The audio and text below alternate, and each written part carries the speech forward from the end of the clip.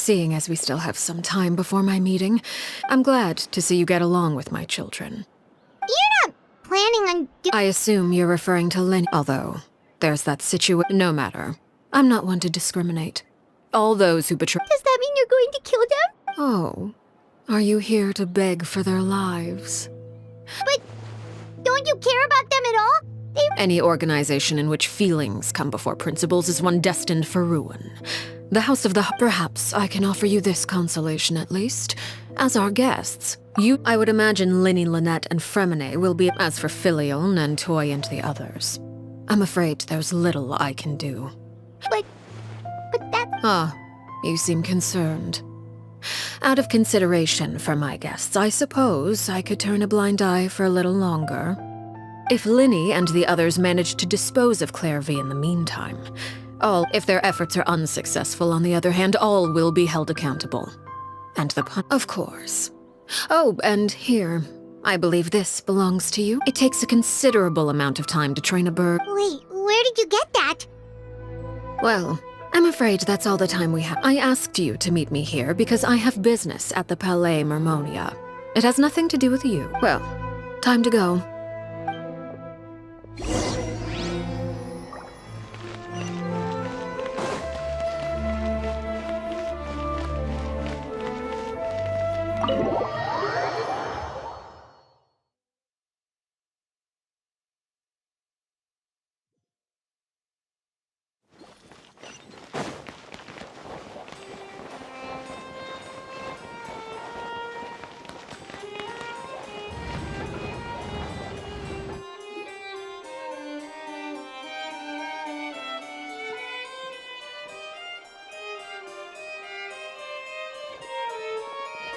It's been a while, Monsieur I must say. I wasn't expecting my meeting request to be approved quite so— It is only right that an esteemed diplomat such as yourself should be afforded the— Although, if I may speak plainly, I must confess that I did not anticipate we would— I see you brought the Traveler and Paimon with you as well.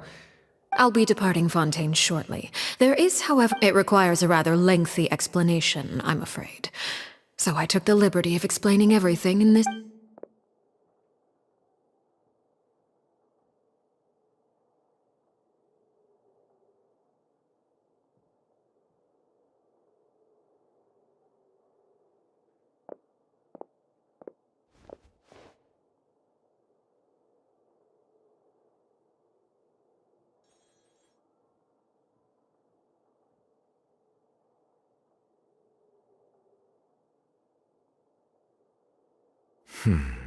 I understand your request. I heard you have a certain fondness for water tasting, Monsieur Nerval.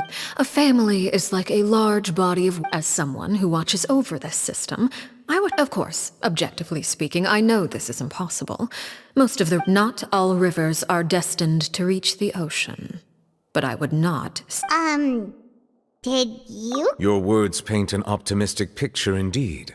Allow me to remind you— It may have been tainted at one point in time, but not to worry. I'll make sure— I seem to recall there being a transactional aspect. If you accept my proposal, Monsieur Neuvillette, I will gradually withdraw and, unless absolutely necessary— I presume I can take your words to mean that, in the future, cases Tartuffe. Ah, that thief who embezzled— Of course, if you accept my proposal, Monsieur Neuvillette. You choose your words carefully indeed. In that case— My thanks for your generosity, Monsieur. Well, with that settled, we should be going now.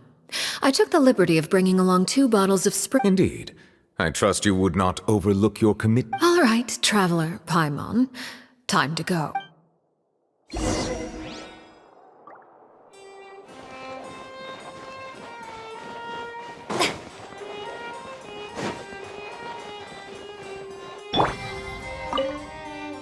I believe I've told you before that my emotion— Yet in the few meetings I've had with that Harbinger, I haven't been able to sense— It's unclear whether this is her natural state of being, or whether I do not expect an explanation as to why—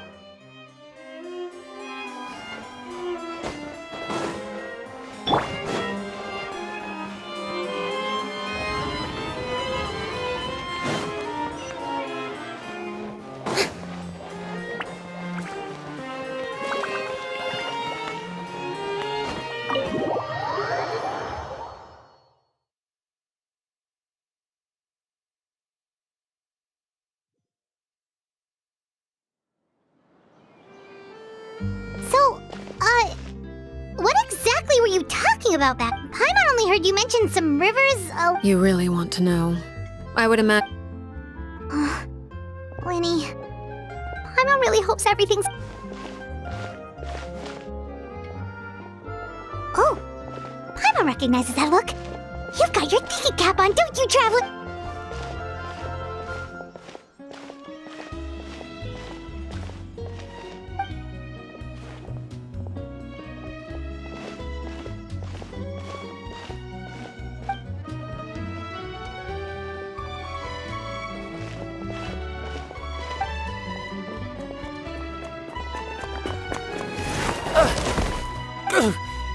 Oh, shoot. Are you alright? Oh, jeez. I'm so sorry. I was so focused on selling... Well, let me make... Oh, you don't have to give us anything. Please, I want to. It's not like it's my fault, really. I was just trying to bring home some... What's going on here? Nothing much. I just ran into your friend... Hold on. Of course, I'm happy to compensate you with more... I'll take 3 papers. Here. Oh! Thank you for your patronage. May the art... If only I had the chance to run into such generous customers every day. I should probably just take on a small... Well, now that my affairs are settled, we should take the boat back to Poisson. We've even... Actually, why don't... Paimon just realized how hungry she is. She can't head back to Poisson and... It appears you two are under the impression that delaying our... That being said, I could be persuaded to give Linny some extra time. If you agree to my request, I'll even answer some of your questions. You're quite curious. Wait, why are you being so... You overestimate yourself. You don't have the talent for... Then what can... The most important consideration in a negotiation is that both sides receive something wonderful. Hear it. When the time comes, make the choice that you deem most appropriate in the situation. Okay. Sounds normal enough. That is for you to decide. Then we have a deal. Follow me.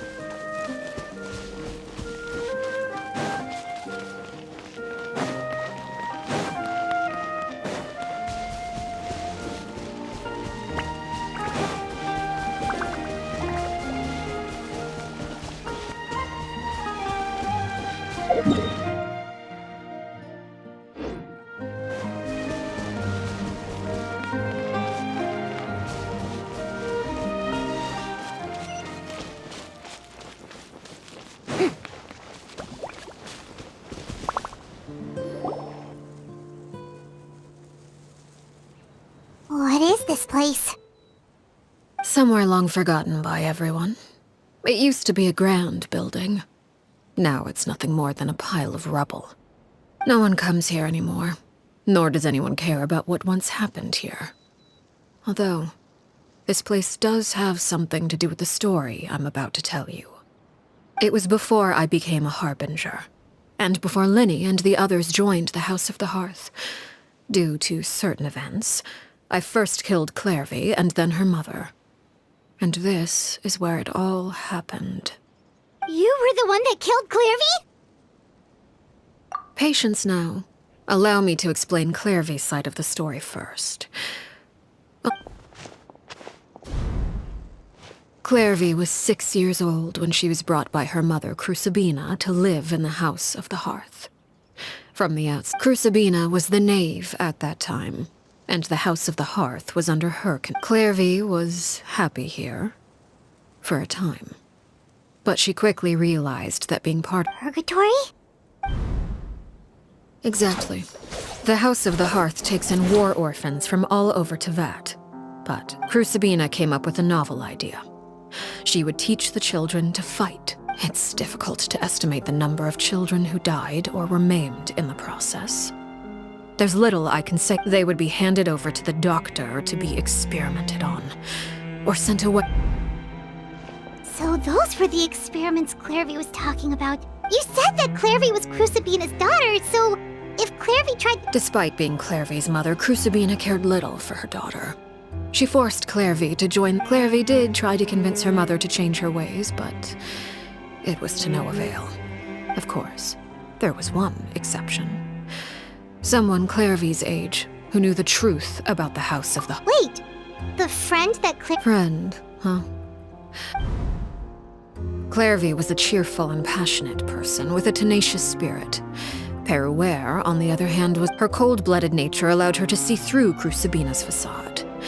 Yet, it was also this cold-bloodedness that, despite their differences, the two became fast friends, united by their knowledge of the truth. Clairvy told Perouere that there may have been a certain naivete to her ideas, but Clairvy proved her determination many times over. She tried, even with her body racked with pain. She would still stand on her tiptoes and open the window at night. Oh no. What happened? Her hopelessness resulted from a culmination of things. 10 years had passed. 10 years worth of— It was during this time that Perouere suggested a new plan. Clairvy rejected that proposal.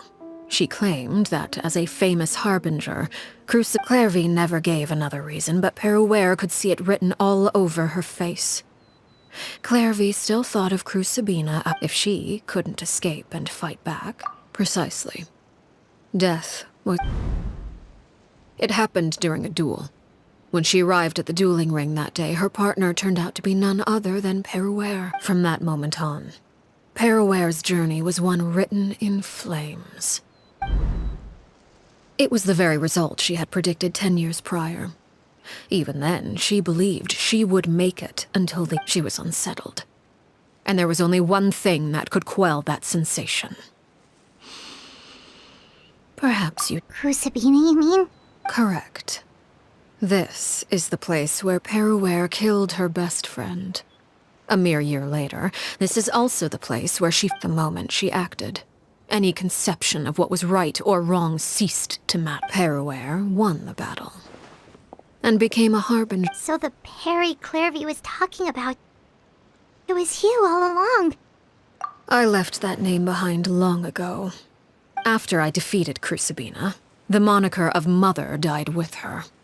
And that is where the story ends. Yeah. Based on what you just told us, Clairvy wasn't— I suppose you could call her an illusion born of flame. You see, a certain power runs through my veins, of course. The chances of those shadows morphing into a— Clairvy died when she was 16 years old. But what emerged from the flames was her sick— Memory is a mysterious thing indeed. Losing a portion— No wonder Paimon got such a weird feeling when we were— Perhaps I should put it this way. Clairvy is someone trapped— So if all of that is true, then you must have known— Indeed. She's a rather volatile, but other times, shadows don't have the capacity to learn or grow. Your attempts to expose Clairvy to sunlight. They failed, yes? But no matter. All I have to do is kill her again, and all will be resolved. I don't anticipate so much— Wait! Paimon can understand why you might want her gone, but isn't there— So what if she's trapped in her 6-year-old self? She's still your friend! At least talk to her first! It's too late for that. She broke the rules, and now she must be punished. I hope you understand. The difference between Crucibina and myself lies in our formulation of the rules, not— Is this really what you want to do? Whatever could you mean? Don't you want to say a proper goodbye at least? Whether as a killer or as a father, there are two things that must be avoided at all costs. Anger makes you impulsive. Well, it appears it's about time to proceed. Before we arrived, I told some of my well-being— I do believe I've kept my end of the deal.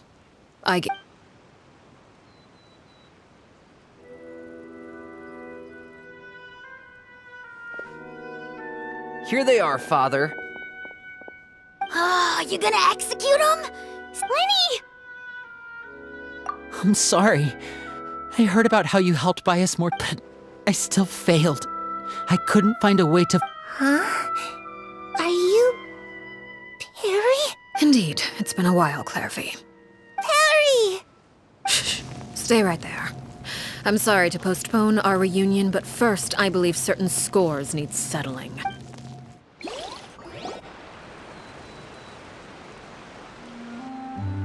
Father, let me explain... Out of my way. Father! You chose to conceal a threat to the house. And for that. Overall, however, I suppose your wrongdoing is hardly the most egregious of the bunch, so I'll deal with— By traitors? Father, let me explain. We didn't mean... Fultz. Why don't you share what you heard? Yes, Father. Secret midnight meeting number 3. Participants, Nantoy clearly said, if only Sato added, I'm sick of this life. Filial was the worst of them all. She called— I did not! You're lying! It's not like I'm the only one who heard those things. After that, you and— We're birds locked in a cage. You little. You just want me gone, don't you? What did I ever do to you, huh? And you, Sheplo, have you forgotten who stood by your— You're wrong, Filial. We don't want you to die. You're— Liar. You wouldn't be doing this if— We all live in the House of the Hearth. You know a single betrayal can cost dozens of us our lives. That's why the House of the Hearth cannot tolerate any form of betrayal. Ever since we came to Wasan— You've been spying on us for half a month? Wait a second. Filial, Nantoy, I owe you both my life. I owe Clairvy if this were any other situation, I would do anything to repay that kindness. Why? That's enough, Filial. We made a mistake. I'm sorry, Sheplo. Fultz, we... Sheplo, according to the rules of the House of— All those who betray the house. And so it shall be.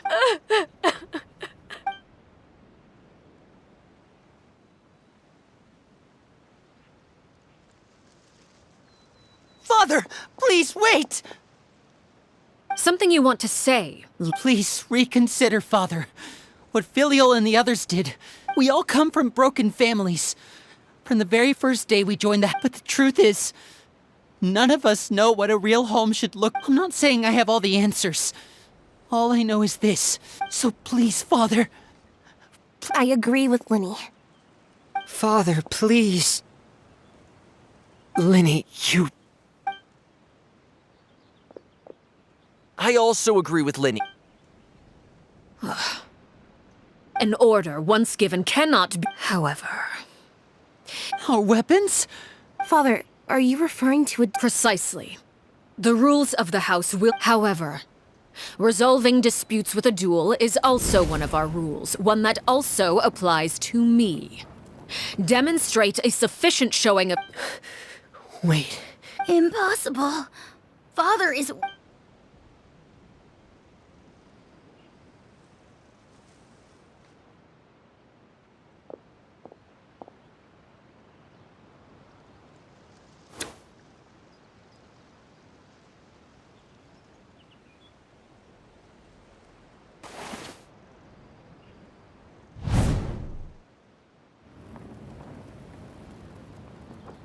Did you hear that, Traveler?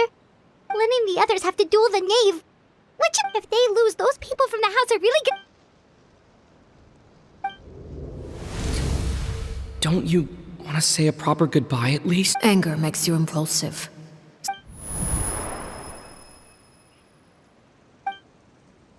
Oh. Looking at that expression on her face, she seems really serious about this. When guests are around, families are often on their best. When the time comes, make the choice that you deem most appropriate in the situation, and lend your help to— What's wrong? Traveler! Hey, where are you going? Traveler? You're asking to join the duel against the knave? I'll allow it. We do have a ready-made dueling ring at our disposal, after all. All I would advise is this. Keep a firm grasp on your weapon and give it your all. Any less, and you may just lose your life.